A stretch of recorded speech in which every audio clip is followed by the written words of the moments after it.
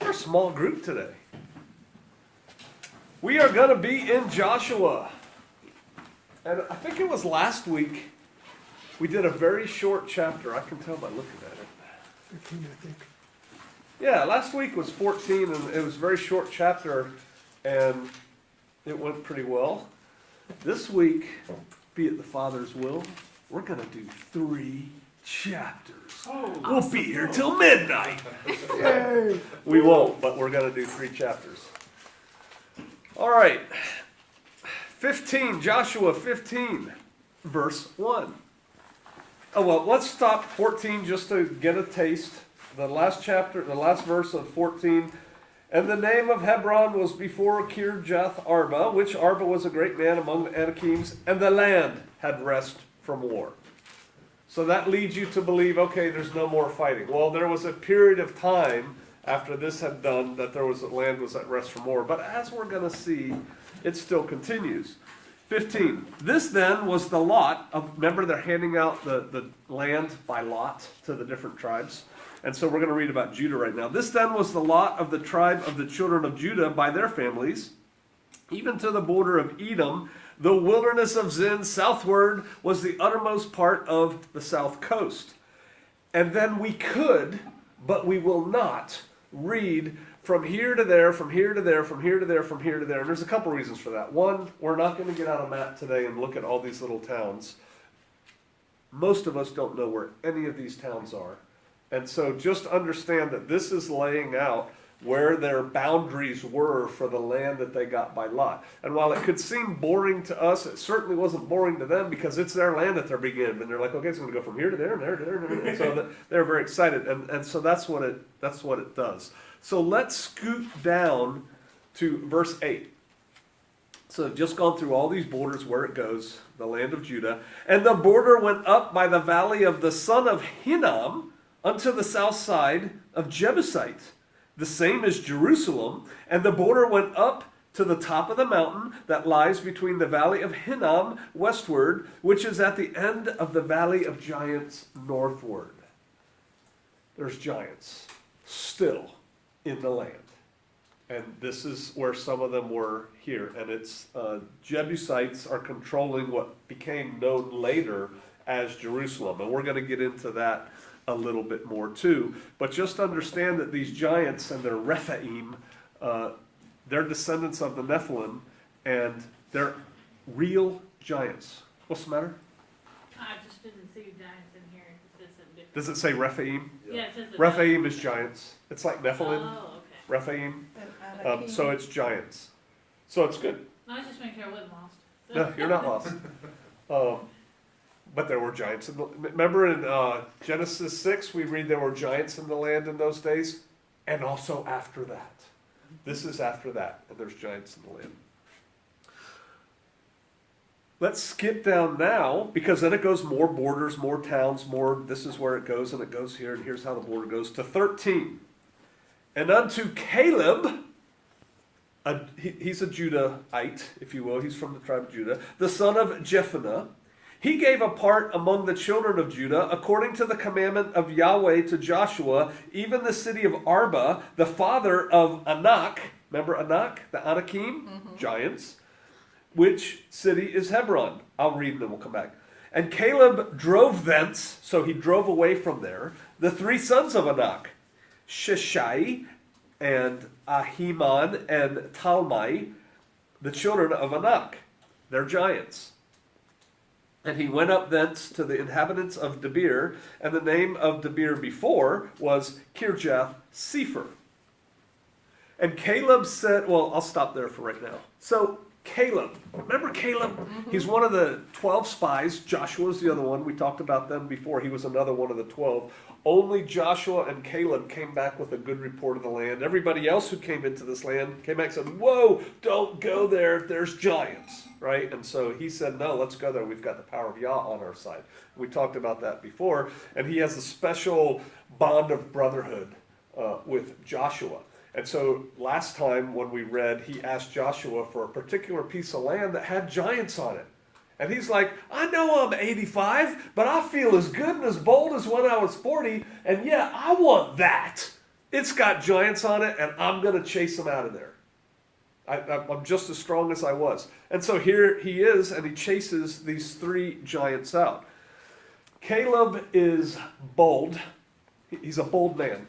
He is brave, and he backs up his attitude with accomplishments. He is effective at what he does. He's a warrior. In fact, he's a special operator because he was one of the 12 military spies that went into the land, and they're behind enemy territory, with giants running around. So he has these personal traits: boldness, braveness, accomplishment, getting stuff done.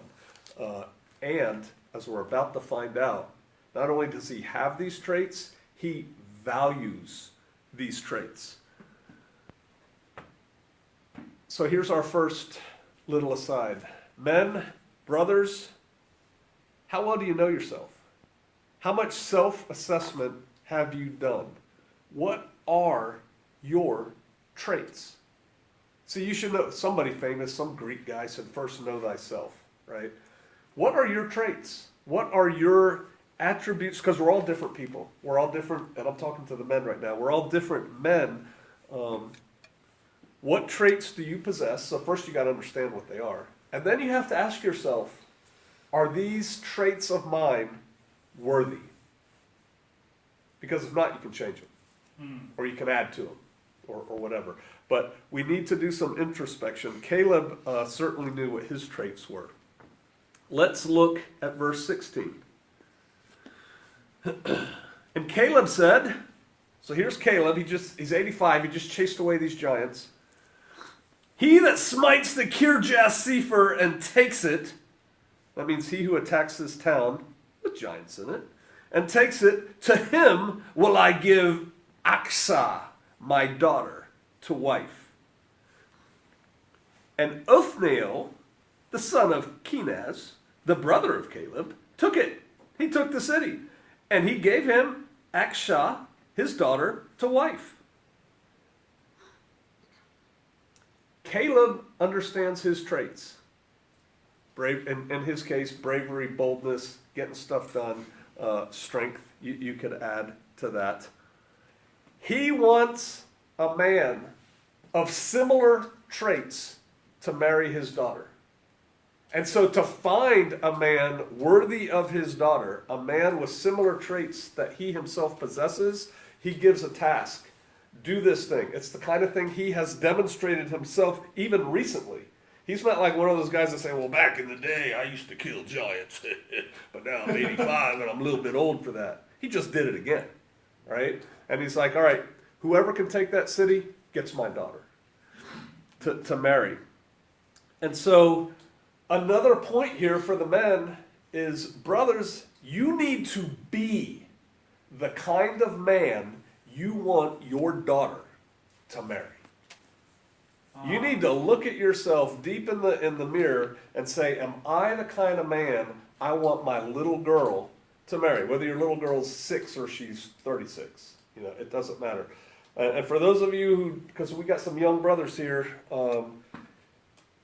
it's easy on the one hand to intellectualize it, but it is something entirely different when you have a little girl and you're like, you want the best for that daughter of yours, you want to protect that daughter of yours, but you realize fully that she's going away to be with some other man eventually, and you want the best for your daughter. And so I'm asking you to look into yourself and ask yourself, am I the kind of man that I would want, with the traits that I would want my daughter to marry? So that's one. Let's keep going.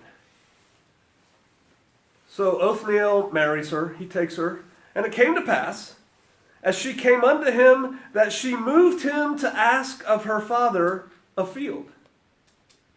And she lighted off her ass, her donkey, and Caleb said unto her, What wouldest thou? Now this is Caleb. She shows up after she's married to Othniel, and she shows up, and he goes, What you want? And she answered, she said, Give me a blessing, for you have given me a southland. Give me also springs of water. And he gave her the upper springs and the nether springs.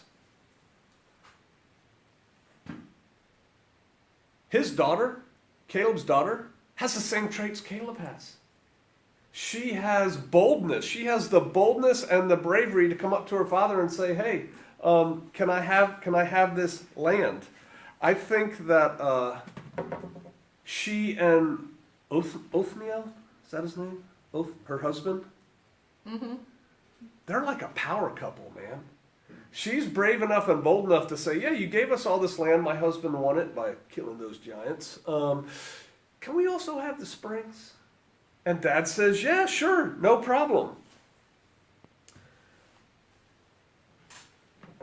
We're going to read later how these women get some land. We're going to read that today. I guess I'll save that for then. Here's another thing. Until recently in our history, like maybe recently for me, for some of you your entire life, 30 years probably ago, and still to this day it happens, but not as much as it used to from 30 years ago, I'd say, all the way back. Sons took on the traits of their father. They became the men like their father. Now, we have this epidemic in America, at least, where there's so many absent fathers that sons don't take on the traits of their father because they don't even know their father. But sons take on the traits of their father. And that phrase, the acorn doesn't fall far from the tree, that's about sons being just like their daddy, right? It's just like you're just like your father, whether that's good or that's bad. And so when Caleb says, whoever takes this city can have my daughter, he's saying, can be my son-in-law. And see, the operative word of son-in-law is son. Like my daughter-in-law calls me dad, right? And sometimes I tease her and call her daughter. They become your son. And so in the same sense, a father should want for his daughter an acorn that doesn't fall far from the tree, right? Somebody that has the positive traits that he has. Now that's assuming that you as a man possess positive traits. You know, if you're an alcoholic drug dealer who doesn't work, you don't want your son-in-law to be like you, right? So that means you need to fix yourself, you need to change yourself. And in fact, the men of Shofar, I think, are doing great from what I see. But some of you all out there in YouTube land, you need to address your issues and fix yourself. It's an important thing, and we can all change and we can all get better. So, Caleb's bold and aggressive. His daughter's bold and aggressive. She comes and asks for the land, and he gives it to her. And so she got, her husband, so I think they're a power couple. Her husband conquered the land that they now own. Right? She can, forevermore, they can say, yep, Othniel got this land by kicking the giants out of here, and he got it. And Mama, his daughter, she got the springs that go with it, right? And so together, they're doing the things. They're doing pretty good.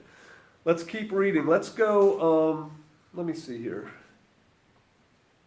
Let's go to 63, because we just go through more, and there to there to there to there is the border.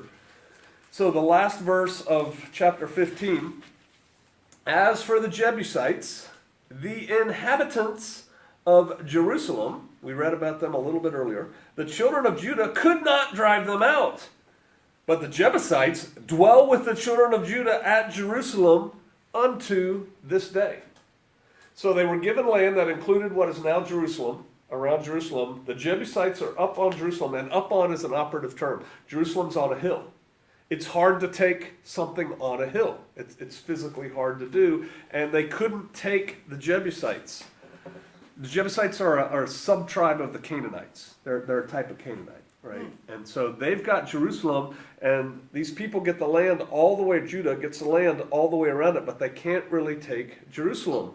And so the Israelites don't have it all. They've been told by Yah, this is your land. Then they get it by lot specifically to Judah. You get this land, and they still don't have it all.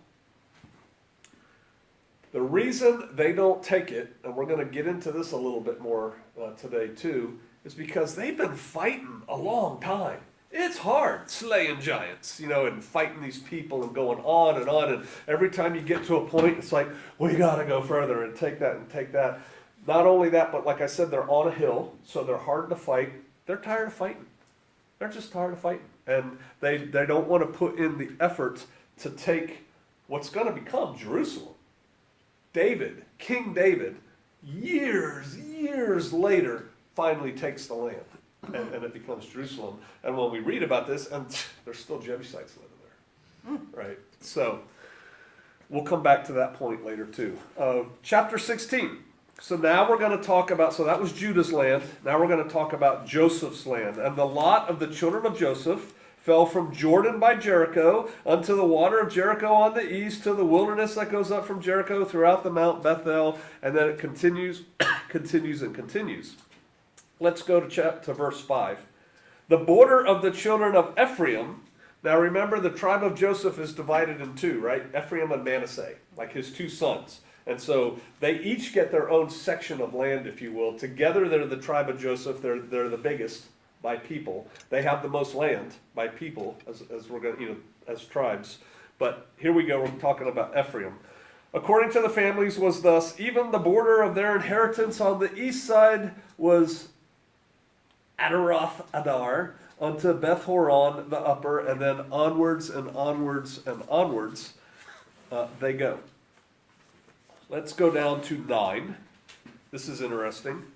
And the separate cities of the children of Ephraim were among the inheritance of the children of Manasseh, all the cities with their villages. So here's Ephraim's land, here's Manasseh's land. Ephraim also has in their brother Manasseh's land some cities and suburbs in there, allocated to them. It's kind of interesting. They're brothers, it's all the tribe of Joseph, but Ephraim gets some stuff in with their brother. And here we go, verse 10. And they drave not out the Canaanites that dwelt in Gezer, but the Canaanites dwell among the Ephraimites unto this day, and they serve under tribute. The Canaanites, also known as They are the Carthaginians. the Phoenicians, and is the what the word I was Phoenicians. looking for. And then they went to Carthage. They were along the Mediterranean, but the world knows them as Phoenicians. They went to Carthage and they called themselves Punics, Carthaginians. Wasn't Hannibal a Carthaginian? Mm-hmm. So these are those people, they're still there. And so what we learn here is that even in the promised land by Yah, there's still work to be done to drive these Canaanites out. Even in the promised land, there's work that doesn't get done. They're still there, right? They didn't kick them all out. The work didn't get done in this land that the Father gave them. And now it says that they serve under, it says in my Bible, in King James, they serve under tribute. Some of you have something different. What's it say in the scriptures? It becomes compulsory labor. Compulsory labor. It's a type of slave labor, right? And so they get in there, they take the land, the Canaanites are there. Yah told them to kill all these people, remove them from the land, and they didn't. Instead, they made them basically slave labor under Israelite power. And because of that, because of their disobedience to Yah, because not doing what he tells you to do is disobedience. No matter how we try to spin it or whatever, it's disobeying Yah. Because of their not conquering these people totally, big problems arose for Israel that I submit still exist to this day. Amongst them, idolatry and immorality, being immoral, came from these people. Because when they're amongst them, their lifestyle affects you. You know, you put one drop of blue dye into a clear glass of water. The blue dye symbolizing this sin or this immorality or this idolatry that these Canaanites did, which is why Yah said kill them all, one of the reasons. It pollutes your whole water. Your water will never be totally clear again. It'll always have a blue tinge to it, if you will. And so the lesson, I think, for us there is to clean the land. That's what Yah said. He goes, this is the land for you. Go in and clean it, basically. And so once you clean the land, then you have to keep it clean. It's a constant. When I was a lifeguard, one of our duties, like an hour before the pool open, was to clean the pool. And then while the pool was open on a long day, we had to clean stuff in the pool all day long. And our boss used to say, it's a constant battle against dirt. You can never win it. You always have to fight it. Clean the land and keep it clean. We come from different camps here as Shofarians. The lesson for us is clean the camp and keep the camp clean. These are going to be vital points as we go forward in life as Shofarians. Ensure the land, ensure your camp is only for Israelites.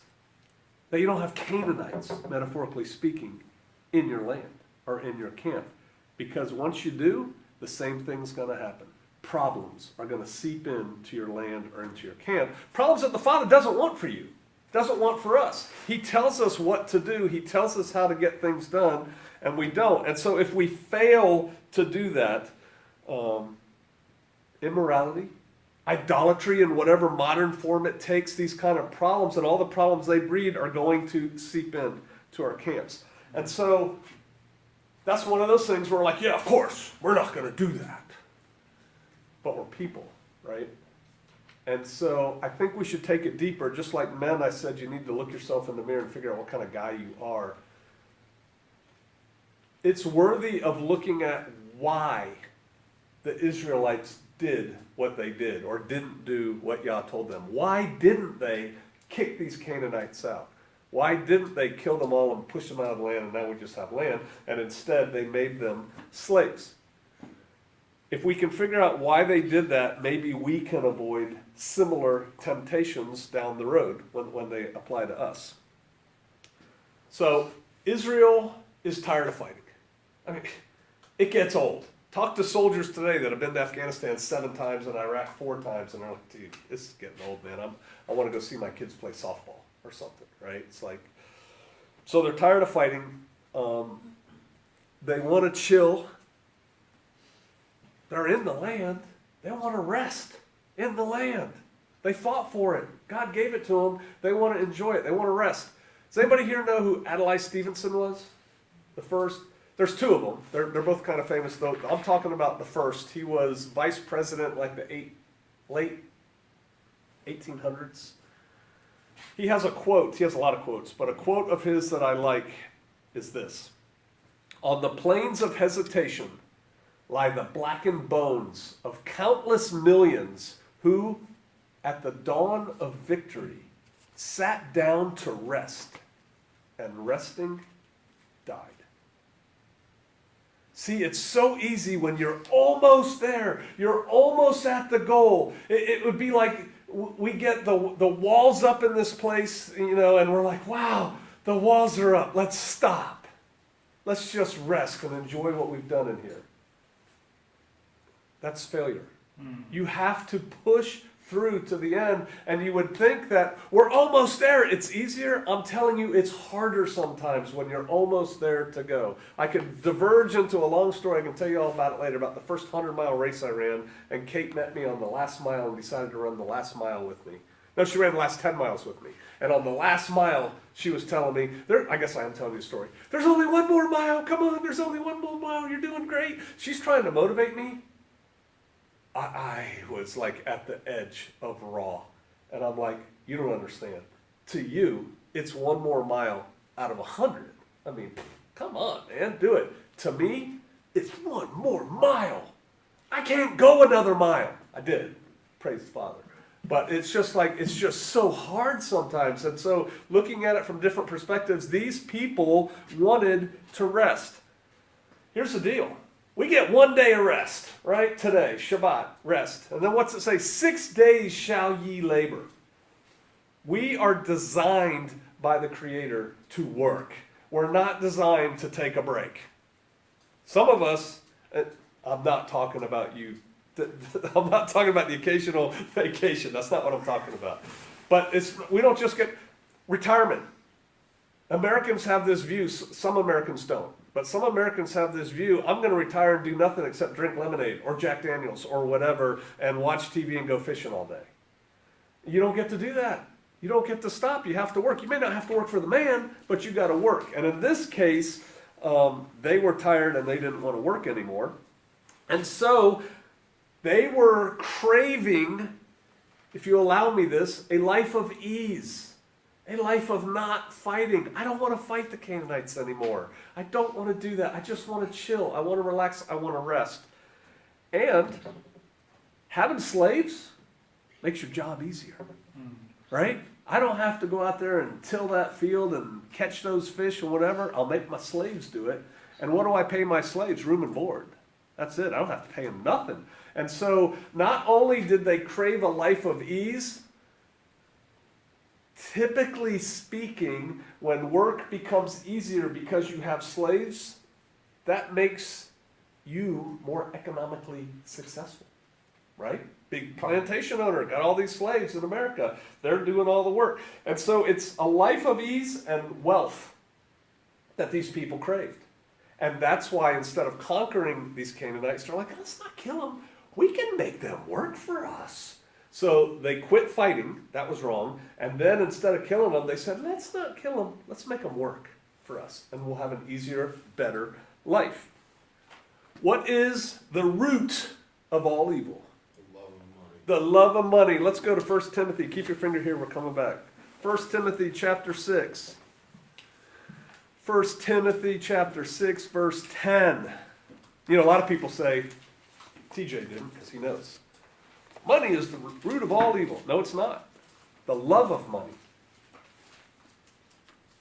1 Timothy chapter 6, verse 10. For the love of money is the root of all evil. But the reason we turn there is for this next part. Which while some coveted after, they have erred from the faith and pierced themselves through with many arrows. See, it's not just that the love of money is the root of all evil. People who chase money, they have a danger of losing their faith. They compromise. They don't kill the Canaanites, they turn them into slaves. God would be happy with this. God knows my heart. No. Yeah, he does know your heart. It's wicked and black, right? This is not an anti-making money sermon. I just talked about daughters, how you want to protect and provide for your daughters, and you want to see them when they leave your house be protected and provided for. In today's world, that takes money. But there's a certain point where we can get to as people where this is not just enough for me to make it and do well. The Father wants us to do well. You know I'm not a prosperity minister, but I mean, he wants good things for you. What father does not want to give his kid good things, right? But people can justify all kinds of stuff if they're going after the love of money. Money in and of itself, it's just a tool. So it's something to think about. Okay, so Israel failed. We're back in Joshua chapter 16. They failed. They were disobedient to the Father. They didn't do what they told them to do. And they did that because their love of, their desire for, if you will, ease and money, just like us. See, we can always point and think back there, but we all want it easier. We all want to take the easy way. We had a phrase in the military, fatigue makes cowards of us all. When you get tired, it makes you not act the way you're supposed to act. If you decide you want to be a bazillionaire and you start chasing money for money's sakes, that's a bad thing, and that can hurt us. And I think it's tough for Americans. If you think about American culture, and anymore people don't like talking about culture of things like America, but we have a culture of America, and it is very much, it's not only Yankee work ethic, if you allow me those words, but it's also capitalistic in nature. You know, we want to rise to the top. We want to be the big boss. We want to make all the money. We were just talking earlier about these people with these houses with closets as big as this room that we're in. I want to have all this stuff. I want to accumulate more and more and more. That's capitalism mindset, right? And again, I feel like I'm sounding like a communist. I'm not. Again, it doesn't matter to take care of yourself. But there's a point beyond which it gets a little bit ridiculous. And I think Americans as a culture value the love of money perhaps too much. All right. Let's go to chapter 17. There was also a lot for the tribe of Manasseh, the other half tribe of Joseph. For he was the firstborn of Joseph, to wit, for Machir, the firstborn of Manasseh, the father of Gilead, because he was a man of war, and therefore he had Gilead and Bashan. So, what's his name? Machir is the firstborn, and we read here that he was a man of war, or I think in scriptures it says he was a man of battle. He's a warrior. These traits were valued, being a warrior, being able to go and conquer and take the possession of the land that the Father has given you. Let's keep going. 2. There was also a lot for the rest of the children of Manasseh by their families, for the children of Abazir, and for the children of Helek, and for the children of Asriel, and for the children of Shechem, and for the children of Hephner, and for the children of Shemida. These were the male children of Manasseh, the son of Joseph, by their families. Okay, so that's how it goes. You know, it goes down through the sons and the father, and he gives it to his sons. But the reason we read all of that is because of this. Verse 3.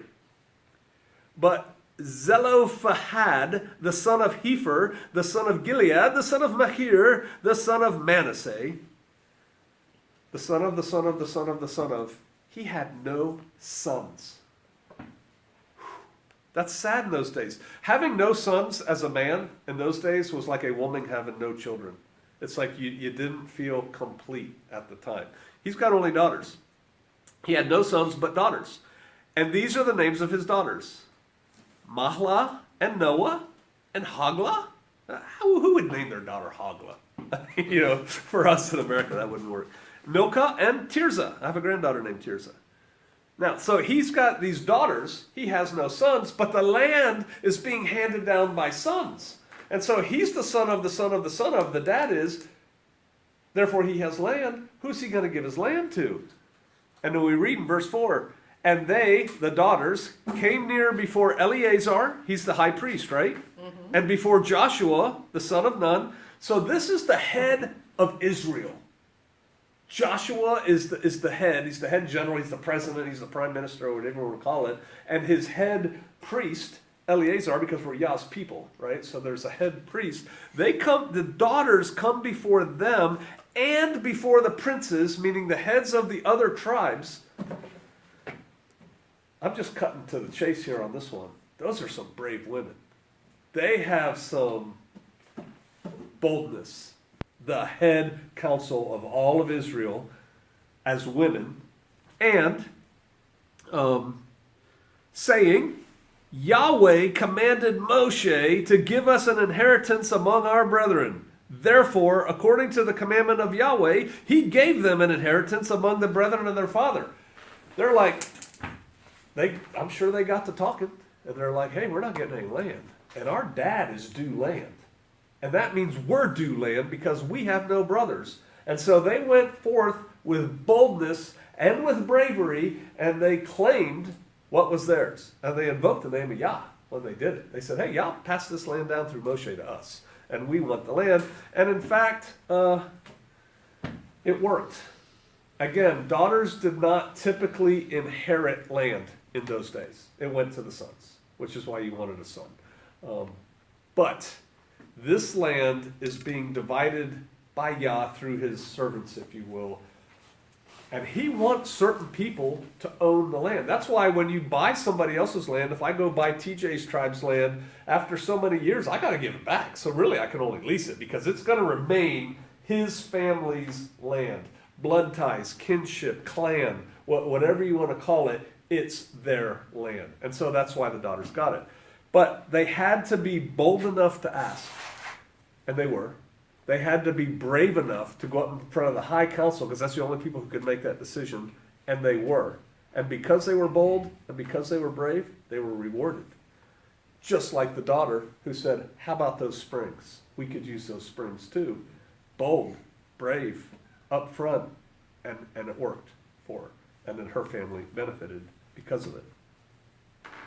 Let's look at verse 11. And Manasseh had in Issachar and in Asher Beth Shean and her towns, and Ibleam and her towns, the inhabitants of Dor and her towns, the inhabitants of Endor and her towns, the inhabitants of Taharush and her towns, and the inhabitants of Megiddo and her towns, 3 countries. Yet the children of Manasseh could not drive out the inhabitants of those cities, but the Canaanites would dwell in that land. Once again, here we are, there's these people that the given me but one lot and one portion to inherit, seeing that I am a great people, for as much as Yahweh has blessed me hitherto. So they're saying, hey, look, we're the biggest tribe out here, the combination of Manasseh and Ephraim. Why have you only given us this one little piece of land? And Joshua answered and said to them, if you be a great people, then get thee up to the wood country and cut down, clear for thyself there in the land of the Perizzites and of the giants, if Mount Ephraim be too narrow for thee. So they're bold just like everybody else we've read about that's bold. They come to Joshua and they're like, hey, we're pretty big and we need more land, okay? And Joshua's like, yeah, if you're big, act like you're big. Go clear the land I gave you. Yeah, it's in the mountains. You got to walk up the hill. Clear those trees. With Shofarians, we know something about clearing trees. I saw TJ on a live stream the other day saying about Shoforestry. You need to make that shirt. I'll buy one. I'm on. But that's hard work, right? And they didn't have chainsaws. They didn't have Brother Cody and Brother TJ out there cutting down trees, and that's still hard for us. So he goes, you got land. Oh yeah, there's giants on it too. You're so big and bad and bold. Go fight the giants. Go clear the land, and you'll have enough. All right, well, let's see how they respond to this little bit of tough love, a little bit of, you can do it, right? I mean, that's what he's doing. He's going, you guys can do it. You got the land right there. Go clear it. 16. And the children of Joseph said, the hill is not enough for us, and all the Canaanites that dwell in the land of the valley have chariots of iron, both they who are of Bethshean and her towns, and they who are in the valley of Jezreel. It's hard. It's on the mountain. We have to clear the land, and those people have high technology. They have really neat tanks, and we can't do it. Can you just give us more easy land, please? I mean, that's what they're saying. They're whining, man. It's just like I wrote in my notes. Wah. They don't want to clear the timber. They don't want to clear the land. They don't want to fight the giants. And they don't want to go against a high-tech foe, even though if Yah be with us, who can be against us, right? I can do all things through the anointed who strengthens me. Right? They didn't have that part yet, but it's too hard for them. So let's see what Joshua says. 17.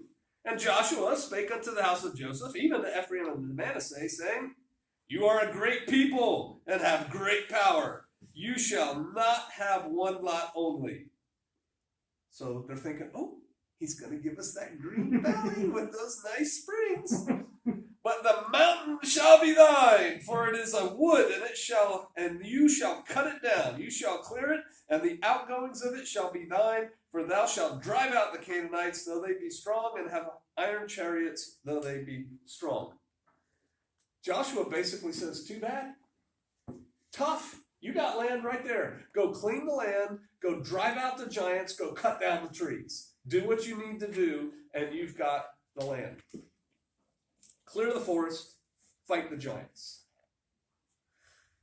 That's a word for us today. Clear the forest. Fight the giants. Even if it's just metaphorically speaking. Clear out the stuff. Make the way good for what you need to do. Fight the giants. Whatever those giants are that seem unapproachable, that seem we can't take them on, we're afraid. We have read today about bold, brave, aggressive, can-do men and women. And when they took on those attributes, they were successful for the most part.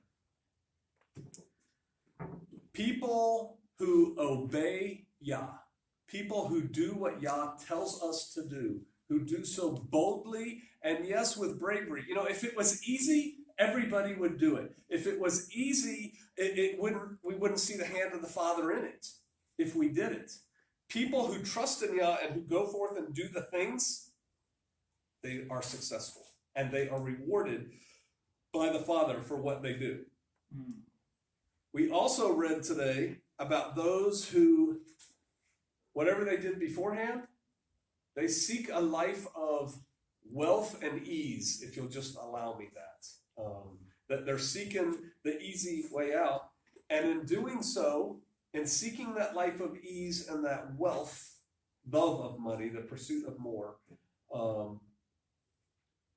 they're going against the Father. They're going against His will for them, and they are not successful, and they fail. And I think this is really important because we saw it many times today. They fail to remove the other from the land. In this case, the Canaanites and the Jebusites and stuff like that. But Yah told them to do it. And for their own reasons, they decided not to. And instead, they allowed these people to remain in their God-given land so that their life would be better. We don't have to fight no more. We can have them doing all the hard work. We'll just sit back here and drink grape juice or wine or whatever. And because of that, massive problems occur in Israel. We don't read about those problems today, but we read about them for like this much more of the Bible, all the problems that occur because of this idolatry, this just terrible lack of morals and things like that infiltrate Yah's people. And so the lessons for us: clear the land, fight the giants, keep the land clean. That's the lessons for us out of these 3 chapters today. We need to take that into ourselves, go forth and do those things. Let's pray.